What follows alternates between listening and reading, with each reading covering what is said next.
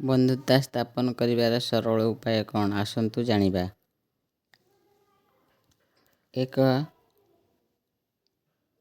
ସତୀକ ଓ ଆକର୍ଷଣ ହସ ଲୋକଙ୍କ ମନକୁ ଜିତିବାର ଏକ ପ୍ରଭାବଶୀଳ ଉପାୟ।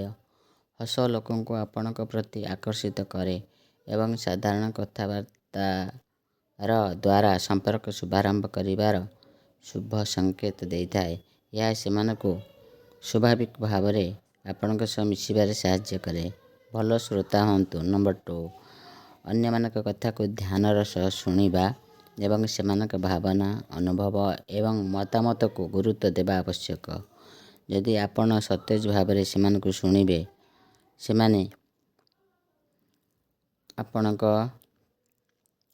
ସହ ସ୍ପଷ୍ଟ ଭାବରେ ମନ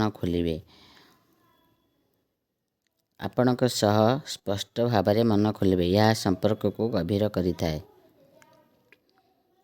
ସାଧାରଣ ରୁଚିଗୁଡ଼ିକ ଖୋଜନ୍ତୁ। ଯେଉଁଠି ଆପଣ ଓ ସେମାନଙ୍କ ଆଗ୍ରହ ସମାନ, ସେହି ଅଞ୍ଚଳରେ କଥା ହୁଏ। ମନେ କରନ୍ତୁ, ସାଧାରଣ ଆଗ୍ରହଗୁଡ଼ିକ ସମ୍ପର୍କର ଭିତ୍ତି ହେବାର ଏକ ଶକ୍ତିଶାଳୀ ଭାଗ। ଯେପରି ଚଳଚ୍ଚିତ୍ର ପଢ଼ା ଏବଂ ଅଭିଯାନର ଯଦି ଦୁଇ ଜଣଙ୍କ ଭାବ ସମାନ, ସେଥିରୁ ସମ୍ପର୍କକୁ ତୀବ୍ରତା ମିଳେ। ସାହାଯ୍ୟ କରନ୍ତୁ ଏବଂ ସମର୍ଥନ ଦିଅନ୍ତୁ। ଯଦି ଆପଣ ରକ୍ଷା ଏବଂ ସାହାଯ୍ୟ କରନ୍ତୁ ସେମାନଙ୍କୁ, ସେ ଗୋଟେ ଗହନ ସମ୍ପର୍କର ଆଧାର ସୃଷ୍ଟି କରିଥାଏ। ଏହା ଦେଖାଏ ଆପଣ ସମ୍ପର୍କରେ କିଏ କେତେ ଗୁରୁତ୍ୱ ଦେଇଥାନ୍ତି। ଅନ୍ୟମାନଙ୍କୁ ସମର୍ଥନ ଦେଲେ ସେମାନଙ୍କ ପ୍ରତି ଆପଣଙ୍କ ବିଶ୍ୱାସ ବଢ଼େ। ଆଲୋଚନା କରିବାକୁ ବିଳମ୍ବ କରନ୍ତୁ।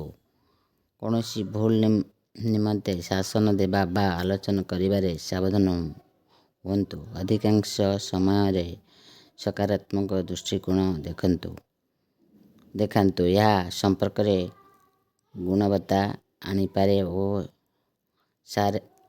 ସାରକାରୀ ଭାବେ ଗୋଟିଏ ଶାନ୍ତିପୂର୍ଣ୍ଣ ମନୋଭାବ ଜନ୍ମ କରେ। ନମ୍ବର 6, କୃତଜ୍ଞତା ଓ ପ୍ରଶଂସା ଦିଅନ୍ତୁ। ସେମାନଙ୍କର କୌଣସି କାମ କିମ୍ବା ଗୁଣକୁ ଆପଣ ସାତ୍ତ୍ୱିକ ଭାବରେ ପ୍ରଶଂସା କରନ୍ତୁ। ଏହା ସମ୍ପର୍କକୁ ମଜବୁତ କରିବାରେ ଅଗ୍ରଣୀ ଭୂମିକା ନେଇଥାଏ। ପ୍ରଶଂସା ଦ୍ୱାରା ଲୋକମାନଙ୍କ ମନ ଖୁସି ହୁଏ। ନମ୍ବର 7, ଗୁଣବତ୍ତାମୟ ସମୟ ବ୍ୟତୀତ କରନ୍ତୁ। ସମ୍ପର୍କକୁ ଭଲ ରଖିବା ପାଇଁ ଏକାଠି ମଧୁର ସମୟ କାଟିବା ଦରକାର। ଯଥା ସମୟରେ କଥାବାର୍ତ୍ତା କରିବା ଏବଂ ଯୁକ୍ତ ହୋଇ କାମ କରିବାରେ ଆଗ୍ରହ ଦେଖାନ୍ତୁ। ଏହା ଆଉ ଭିନ୍ନ ଭାବରେ ସମ୍ପର୍କର ଭିତ୍ତିକୁ ମଜବୁତ କରେ। ସୀମାଗୁଡ଼ିକୁ ସମ୍ମାନ କରନ୍ତୁ। ସେମାନଙ୍କର ମନୋଭାବ ଓ ସ୍ୱାଧୀନତା ଏବଂ ଦୃଷ୍ଟିକୋଣକୁ ମାନ୍ୟତା ଦିଅନ୍ତୁ। ଜୀବନରେ ଏକ ସୁସ୍ଥ ସମ୍ପର୍କ ହେବା ପାଇଁ ମିଳିତ ସମ୍ମାନ ଏକ ପ୍ରମୁଖ ଅଂଶ ଅଟେ।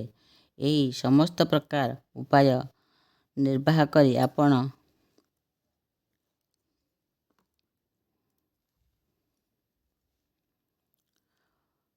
ନମ୍ବର 8, ସୀମାଗୁଡ଼ିକୁ ସମ୍ମାନ କରନ୍ତୁ। ନମ୍ବର 8, ସୀମାଗୁଡ଼ିକୁ ସମ୍ମାନ କରନ୍ତୁ। ସେମାନଙ୍କର ମନୋଭାବ, ସ୍ୱାଧୀନତା ଏବଂ ଦୃଷ୍ଟିକୋଣକୁ ମାନ୍ୟତା ଦିଅନ୍ତୁ। ଜୀବନରେ ଏକ ସୁସ୍ଥ ସମ୍ପର୍କ ହେବା ପାଇଁ ମିଳିତ ସମ୍ମାନ ଏକ ପ୍ରମୁଖ ଅଂଶ ଅଟେ।